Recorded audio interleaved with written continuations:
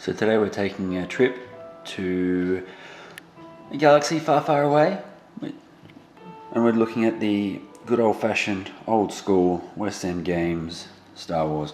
I was going to go through a little bit of a history because it's fantastic, but what I'll do is we'll just jump straight through to the game. But if you love Star Wars of any sort, then a silent nod and a tip to the hat to the people down at West End Games.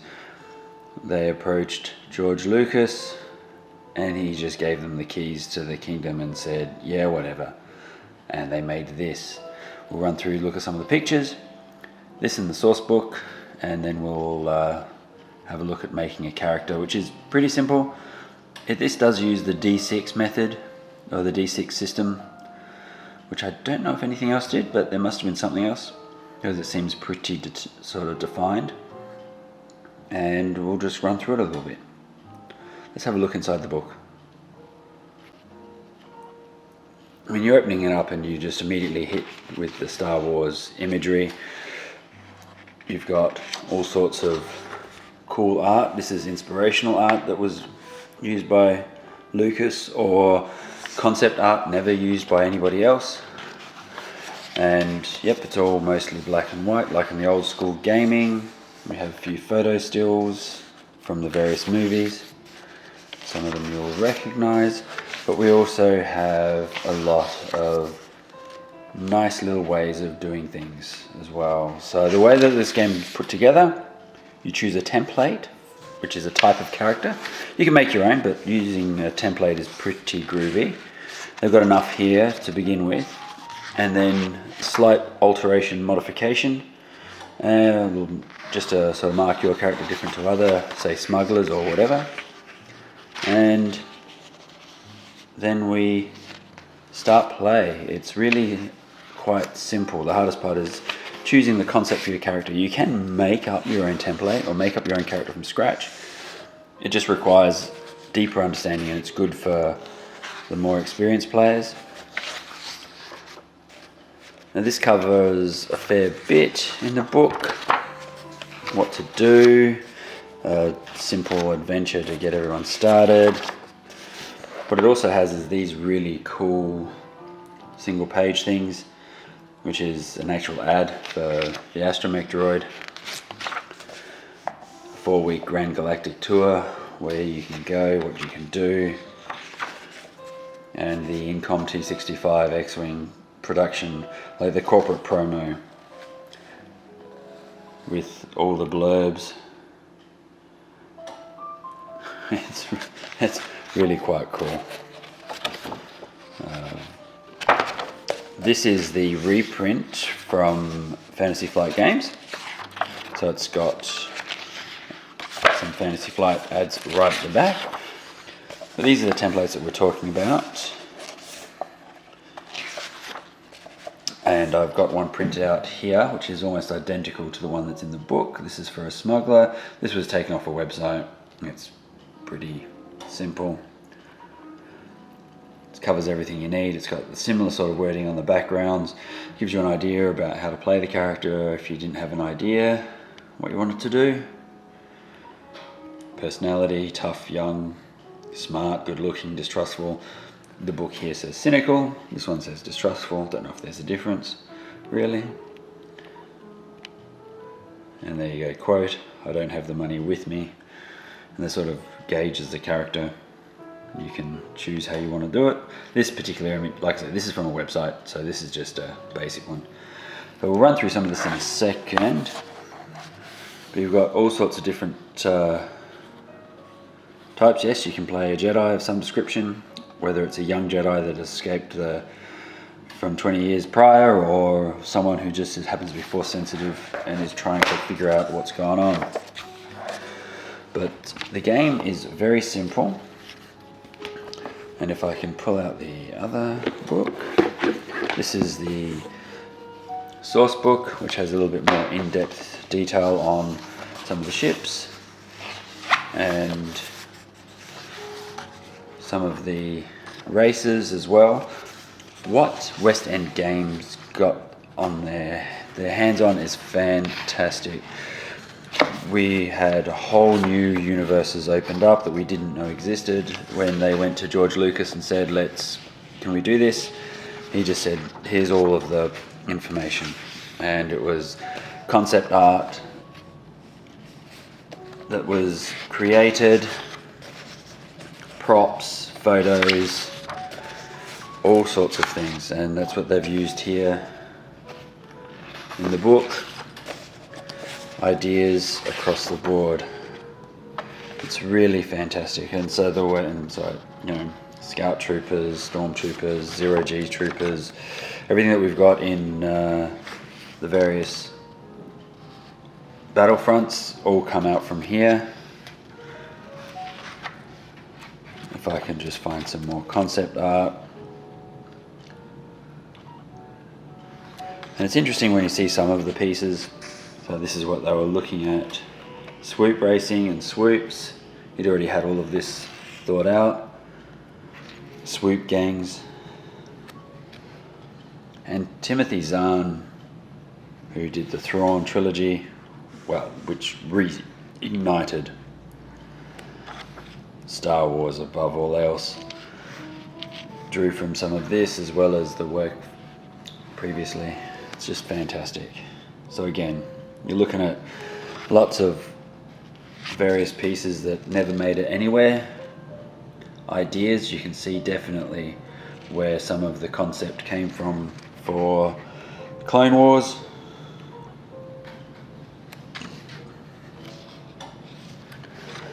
And so on. Alright, so perhaps it's time we actually have a look at making a character of some description.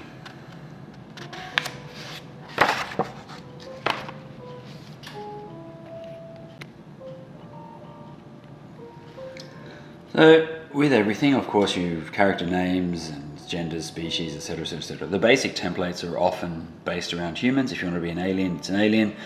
Then you've got options for things like Wookiees, Ewoks and so on as templates again, or you can make up your own. Making up your own isn't that difficult, but with a template, it just gives you your starts. So what we have are the basic stats: dexterity, perception, knowledge, strength, mechanical and technical. There are a series of skills that all fall underneath each of those.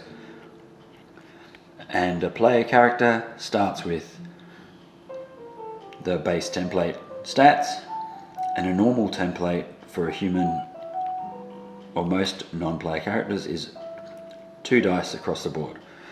So straight away you are already ahead of the curve.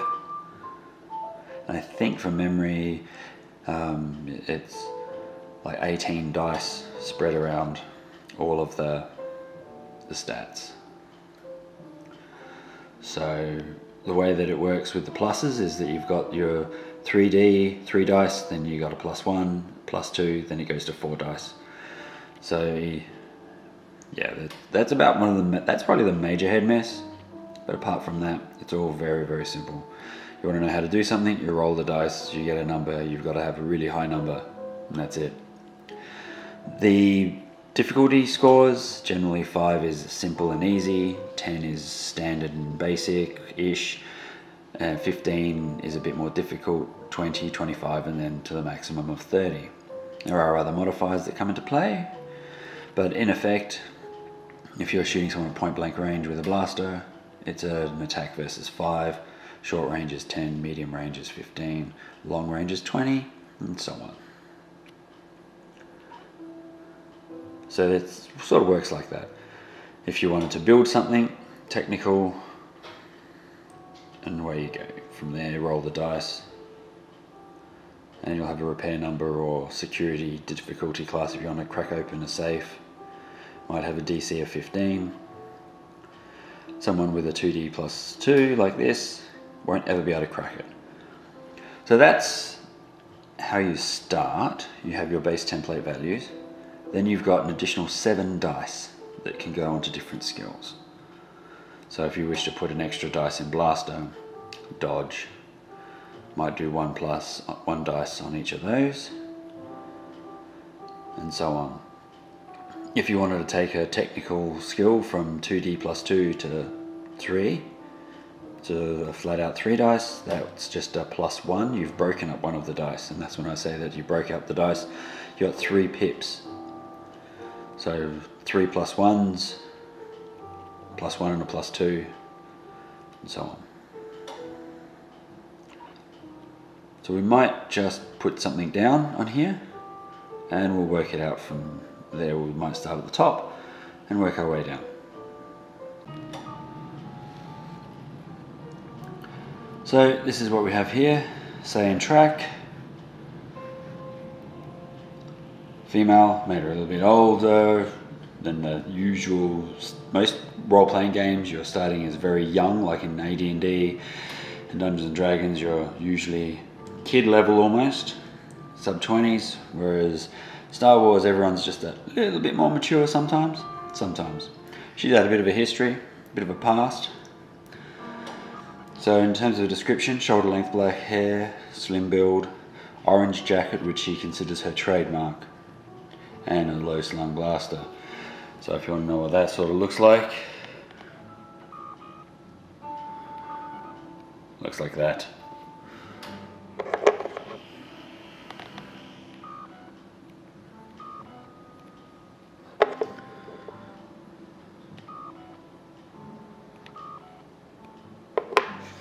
So, using that, we then turn to the skills that she will have. I've got 7 dice to put around, and so obviously I wanted to be reasonable with the blaster, reasonable with the dodge. So I'm thinking +1, then maybe a sneak. Bring security up, and we'll see what else we can work on from there. Since she starts with a stock light freighter, maybe a repair or a pilot.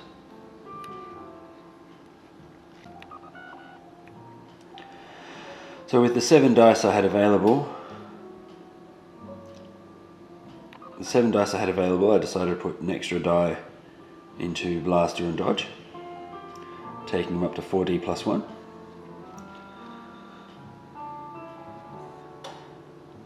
Sneak, got an extra die, taking it to 4D. And in the technical range, we put an extra die into demolitions. And then the maximum you can throw into any single skill with this is 2 dice, which I threw into security, and then I put the last remaining die into Starship Repair. I could have broken up a die and added, I just sort of put +1 there and +1 there to bring them up to 3, say, or then with the remaining +1 put it over somewhere here or somewhere else. But I just thought I'd keep them the whole dice just to make it simple at the moment. No Jedi skills. Speed is 10 meters per movement section, which you can then increase when you decide to burst for a run or push yourself, which is done by beating a difficulty score on your strength. Character doesn't have any points to start with, no Jedi skills. And this is how wounding works. So the status for wounded are stuns, wounds, incapacitated, and mortally wounded. So that's quite a simple system. And it's not easy to lose a character by comparison, but that's what it's about. As I said, making a character is quite simple. That puts our character here on the board. So some of the options you've got, the way that they run a lot of this, you can do Theatre of the Mind, or you can run with miniatures. I would also be tempted to think, since most people who play these sorts of games also play Armada and or X-Wing, the moment you get into Starship type sides, you could flip it, rather than just the mini game that's in here, to an actual game, simple game on the other side. Usually you're escaping, you're not really getting into dogfighting, but that's just always a thought. There are ways of making that work, but anyway, so we'll just run some basic ideas and try and cement some of the core mechanics.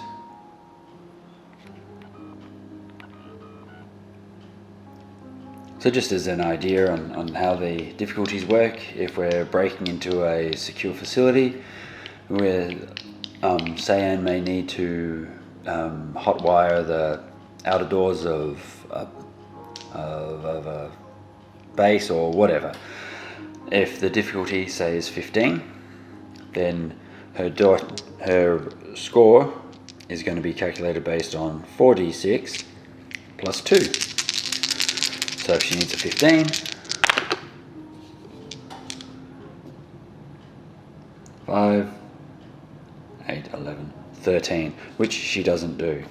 And failure may result in an alarm going off. It may just result in something that's not happening. The DM, GM, judge, referee, depending on your poison, will make that determination, sort of make the roll, or this happens. If it's a seriously low roll, it could have detrimental effects that it can't be tried again. But if she's able to have a second crack,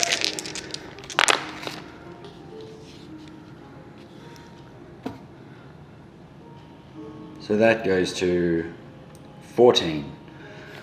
So you can see how a difficult shot, the DC of 15, or a difficulty of 15 for pretty much anything, that it can be quite hard to get hold of. So you want to try and minimize all of that as much as possible. That's why you want to get nice and close in blaster combat.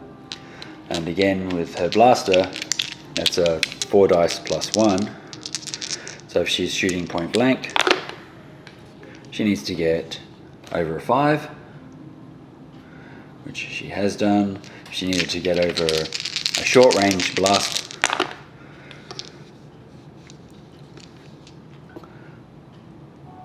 she's just made that because she gets plus 1 on her dice roll.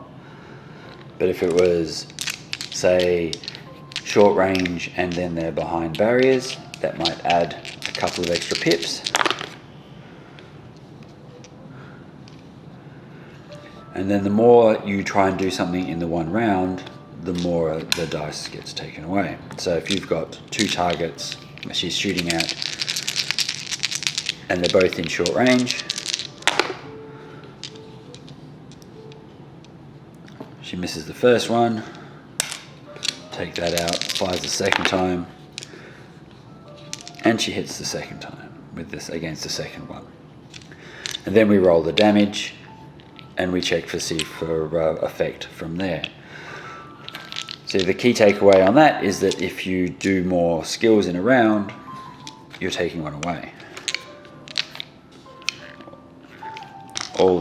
And that can be something from shooting more than once, or if you're planning on trying to climb a wall and shoot at someone, or something like that along the lines. If you need to try and do something tricky with whilst mounted on a tauntaun and you're also shooting, you could lose an extra die from the blaster, let's say. So we'll just do a small amount of combat and we'll come back in a sec. So just to be clear, this is a terrible position for Sayan to be in. 3 stormtroopers with blaster rifles who will be firing at her all at short range, and with her heavy blaster firing medium range. So she'll be needing to roll for 15s and they'll be rolling for 10s. Now on the flip side, they roll 2 dice each, and she rolls her 4 dice plus 1. You can, of course, turn them into slightly elite soldiers by adding an extra die to that, so that they have 3 dice each. But that's up to you as the DM, GM, judge, referee to work out how you want to handle some of these things. So, determining initiative and such is a little bit different to most other games, especially since we've just got the one character. So with that, let's get it started. So being a little bit more story driven and thematic, there's no real initiative as such. If you're going to call out somebody and do 1v1, like in the terms of the two lone gunmen walking out to the street, Cad Bane style, and taking shots, you roll with their skills. That's different. But in this sort of mass combat, there's no real initiative. It's just the declaration of what's happening, and then everyone does everything. And you might get shot while shooting someone else, and you might get hurt. But if your shot goes off, you still get to do what you do, or run, or move, and so on. You do have reaction skills, and this is where we will come into some of these in a moment. So in this instance, we have the 3 stormtroopers firing at Sam, and as I said, she's firing at middle at this point, at medium range, requiring 15s, and they need 10s. She's got a heavier blaster than they do, and they've got blaster rifles. Alright, so in terms of action declaration, these guys will do what they do, and she's going to attempt to try and move a little bit closer to try and get into some range, and she can move 5 without any problem, 5 meters without any problem whatsoever, and still engage in everything else, and that is what she's doing. They're going to shoot at her, so her reaction is going to be a dodge move. Now there are 2 ways of doing the dodge move, and one of them is a full dodge move, which means she doesn't get to attack, and the other one is a reactionary dodge move. Sounds tricky, but what the dodge move allows, in this instance, she's Sam's dodge is 4 dice plus 1, and the stormtroopers are shooting versus a DC 10 at the moment. So this means that they are now aiming for 1, 4, 9, 12, plus the 1, 13. They have to roll versus a 13. This replaces the DC because this is the reactionary dodge. If she was doing a full dodge move, this would be added directly to the DC of the shot. But then that's her full dodge, whereas you doing a reactionary dodge, that becomes a new DC when shooting her. But it also means that now that she's done that, all of her shooting is down 1 dice, and her blaster is now down to 3d6 plus 1, 3 dice plus 1. So she's going to move into closer range, moving 5. So, and using these miniatures, it's roughly an inch is 2 meters. So she'd be moving about 1.5 inches, 2 inches, something like that. And they've gone from being outside of long range to now being short range. They're still in short range for the blaster rifles, and she's just moved into short range as well. So now she rolls this, and they all get to roll versus the 13 instead of the 10. Which she does well. So she shoots 1, and they shoot back. They're using 2 dice, needing to roll 13s, which they cannot do. So her movement, they're just shooting all around. And this is why sometimes elites, where they're +1s to their blaster rifles and so on, that can sometimes help as well, but we're just using 2 dice for normal people. Her shooting at this guy was successful, and we look at the stats on her heavy blaster, and it's a 5 dice. So now we roll for 5 dice. 3, 7, 12, 17. So that's a 17. What this guy has to do is roll his strength. Now his normal dice is 2, but he's also wearing Stormtrooper armor, which adds 1. So 17 was the number used here. And now we've got 13. So doing 13 versus 17. It's not more than twice. So if we turn to just show you the chart, which is really quite important and well worth everyone having a copy of.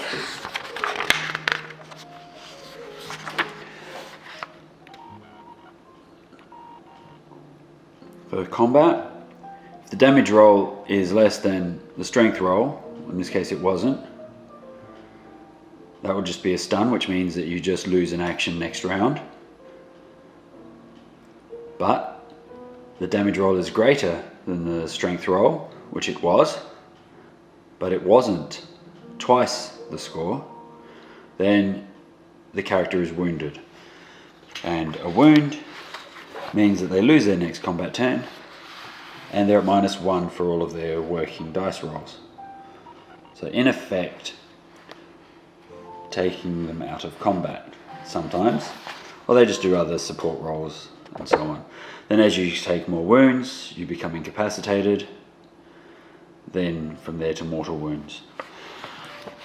Depending on whereabouts this sits thematically, because this guy can no longer actually now be functionally part of the battle, you might as well just, you could be all intents and purposes correct in doing that. Or they could just wait, med pack, if you've got other things happening. Depends on how technical and how advanced and how quote unquote realistic you want something to be. So, because that person is wounded, next round they can't do anything, and they also are, every time when they want to do something, they're down 1 dice. So instead of a 2 dice blaster, so if they wanted to shoot, they have to get even closer. They have to get to point blank range.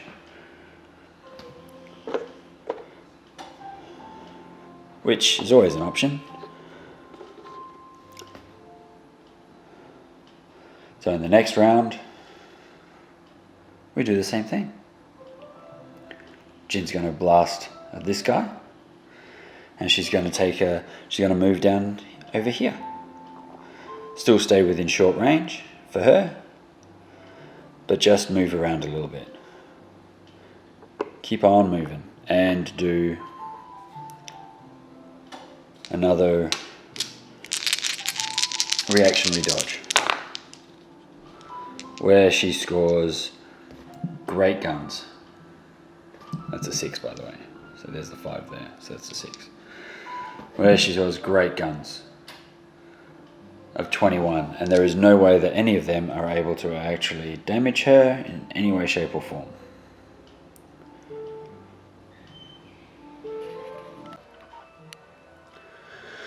So, does this mean that the characters are superheroes or something along that line? Not really. They're just very heroic, and they have a few extra elements that put some edge into their characters. Being able to have a little bit more on the base stats, and then having the ability to start with a few extra dice, making them better again. So an average person might have 2, then a specialist in a field might have a 4 or even a 5 within these zones, and player characters can sort of hit that quite easily as a starting point. Doesn't make them specialists and experts in everything, but it's just, obviously most PCs will concentrate on certain parts of the character sheet.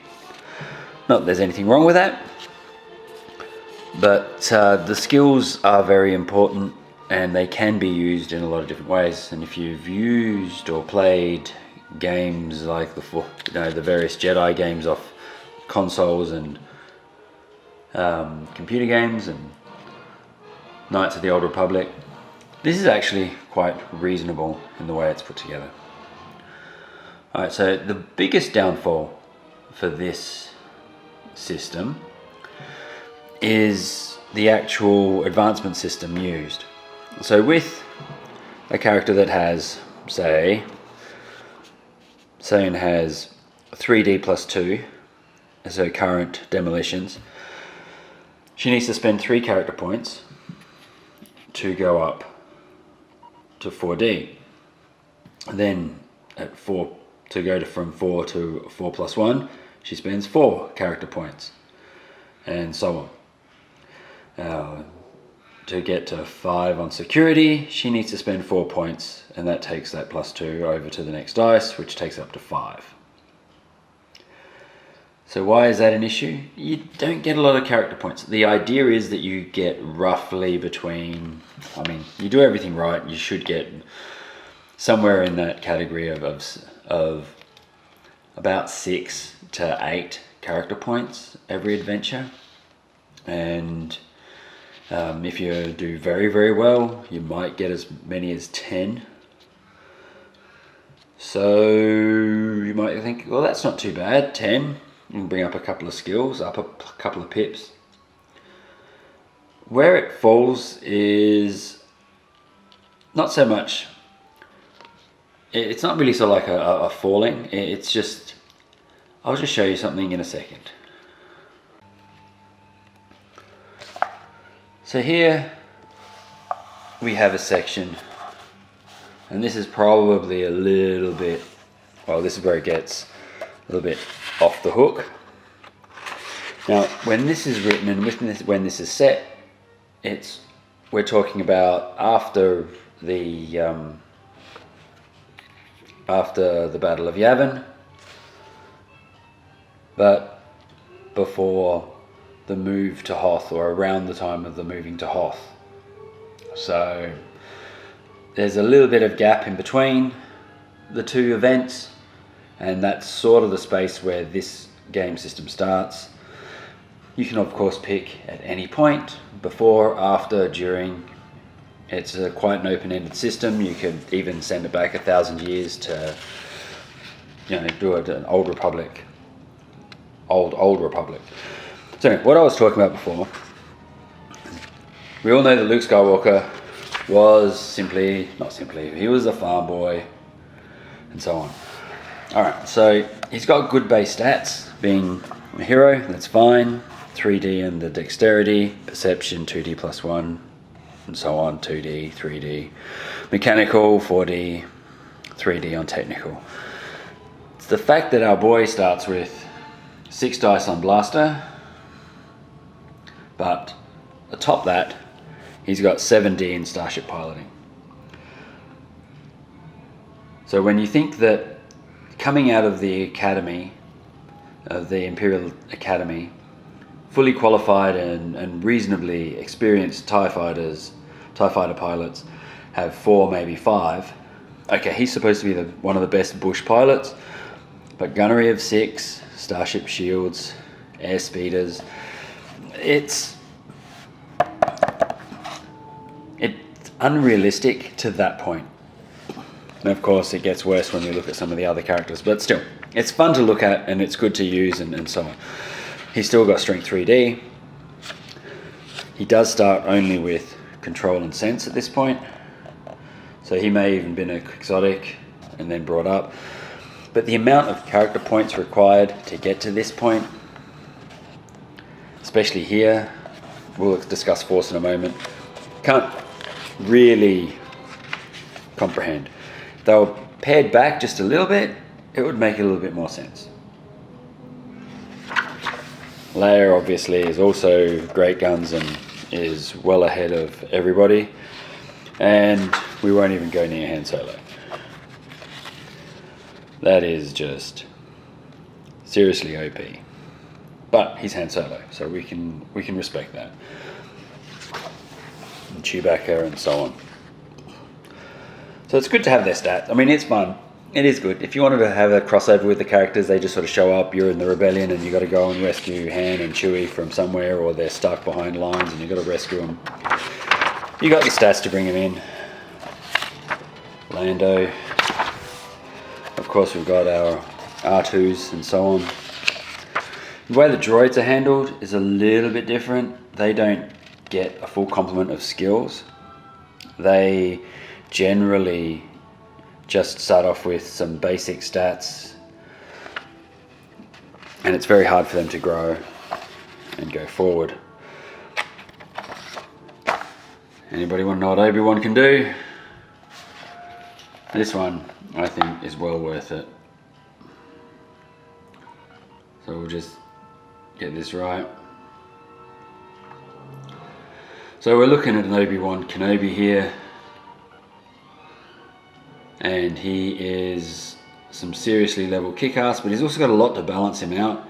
He's okay with things like starships, and he's ordinary with things like, you know, explosives and such, and repairs.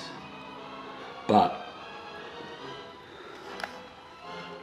Force powers, pretty groovy. Okay, so we'll get into Force in a few moments, but suffice to say there are 3 basic skills, and then everything comes from those 3. Alright. We love that.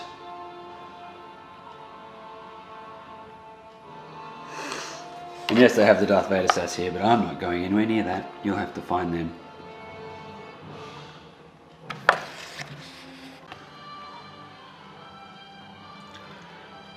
So the Force surrounds us, binds us, etc, etc, etc. So everyone gets 1 Force point.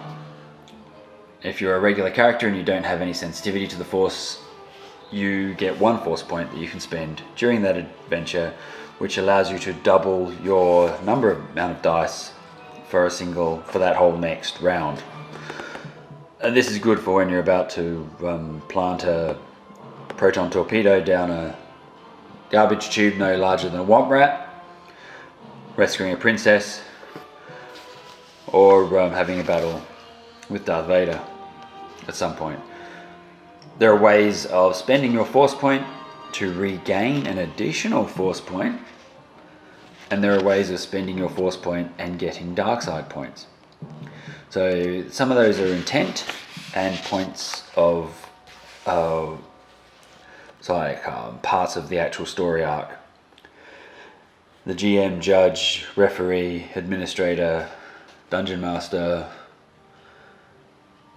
judge, whatever, will have parts of the adventure where they'll say, if you use a Force point here, then you get your bits and pieces back. So you don't just get them back, but you also gain 1, I should say. Then you got others where if you use it for anger and all of that, and I'm just going to use it to blast someone, or I don't know, something, and the ref thinks, no, that's not the right time and it's not done well, then you gain a dark side point. Ooh. So once you've got more dark side points, so if you can eventually turn to the dark side, in which case hand your character sheet over, and they are now an agent of the Empire. Dun dun dun. So it does happen. Jedi those folks who start with some Force abilities, they gain Force points pretty much like water. If you do good things in general, you gain Force points. If you do bad things in general, you lose Force point, or you gain dark side points. Once you gain enough dark side points, you have to roll a d6 at the end of the adventure, and if you roll under, so if you have 1 dark side point, you're okay. If you have 2 dark side points on a roll of 1 at the end of the adventure, you've lost to the dark side. So you have to atone, in effect, to remove that dark side point, which you can do as a Jedi.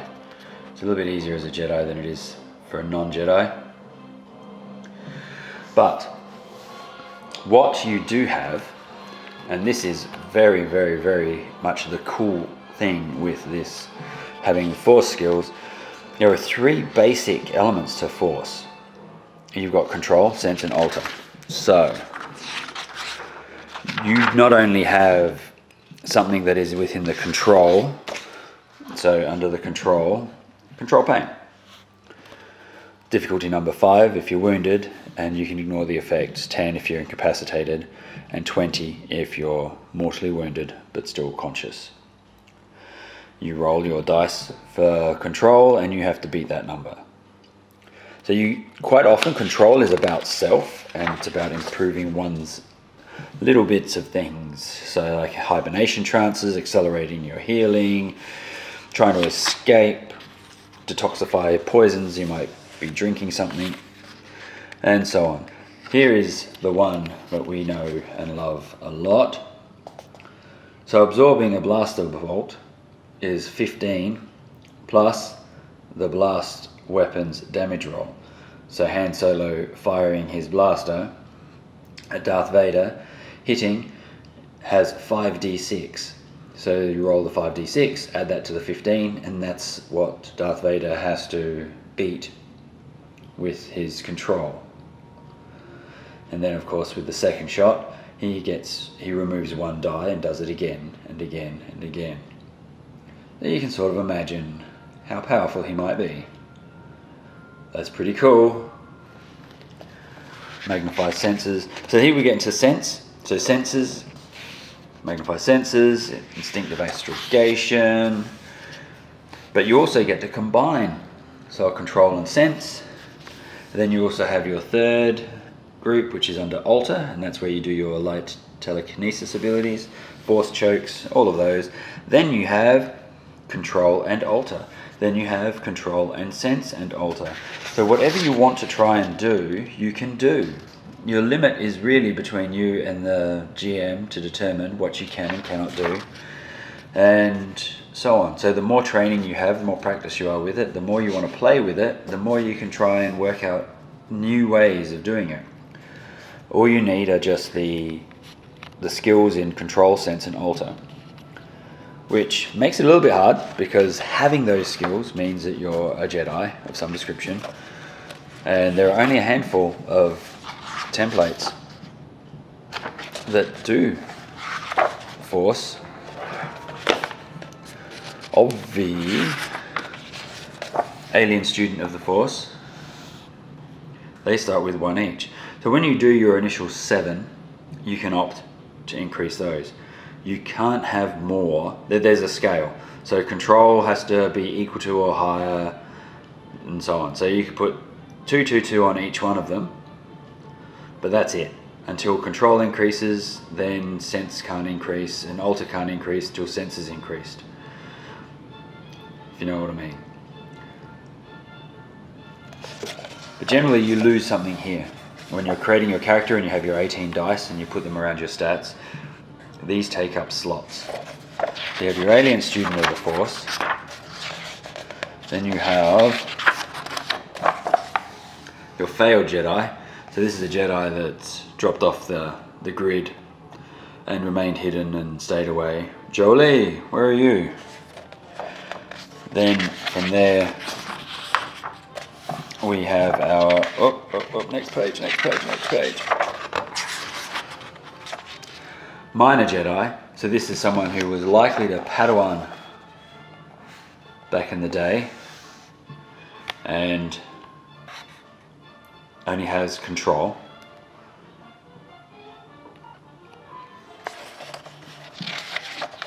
And the Quixotic Jedi.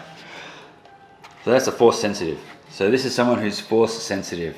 In this instance, the template reads out as Quixotic Jedi as someone who wants to be a Jedi, who feels that they should be, you know, that's done all of the research and whatever else, and they think that they are. And they will run around with a wooden sword pretending to be Jedi. But every now and then, they get a thing. So this is the only instance where it's out cold, in effect. You don't have control before you have sense. And also, for this to become a full-blown Jedi, they need to go back to learn control. But they're a Jedi. They are Force sensitive and they're a Jedi. So that's where you throw that if you wish to be the chance to be a Jedi down the line. Put a 1 in Force sensitivity. And that is really it. Everyone else is non-Force sensitive. So if you wanted to run a full non-Force sensitive adventure, you can. If you wanted to run it between the Clone Wars and Rogue One, you can. Time of Rebels, you can. You just can. It's this game, whilst it's got that one minor flaw in that it's trying to improve, is really, really hard and slow and arduous. But it is a beautiful, beautiful game, and the way that it's put together, they've done a great job. There's even a foreword by the Lucasfilm people who just commend West End Games for everything they did putting this together, because a lot of this artwork never would have seen the light of day. Oh, it's a good game. Anyway, so we won't go into Starship Combat or talk about all of that. That gets more theatre of the mind than it does actual miniatures on the board, and I think that there's enough resources around that we can play with something on the board if we are able to, but I can happy to go through that. I just want to thank everybody for sticking around and staying tuned. This is a little bit off centre, but still in our wheelhouse, people. Star Wars, it's in our wheelhouse. We love Star Wars, and as I said earlier, if you love Star Wars and if you enjoy anything to do with Star Wars, then you can thank these people for keeping the fire alive. They're defunct now, I believe, but we owe them a lot for those of us who enjoy Star Wars. So alright, well thank you. Like, subscribe, all the usual bits, Patreon. I'll put up some templates and some things through my Patreon site. It's just easier to put it up through there. And if you wish to have some more content, let me know. We've got a few more things to run through. Now, this is obviously the older version of the game. The newer version of the game is more like Edge of the Empire, which is what the newer, completely different. But, you know, that's just a different way of play. Whereas this is still rolling lots of dice. We love rolling dice. All right, thank you everyone. One more time. All right. Have a good day.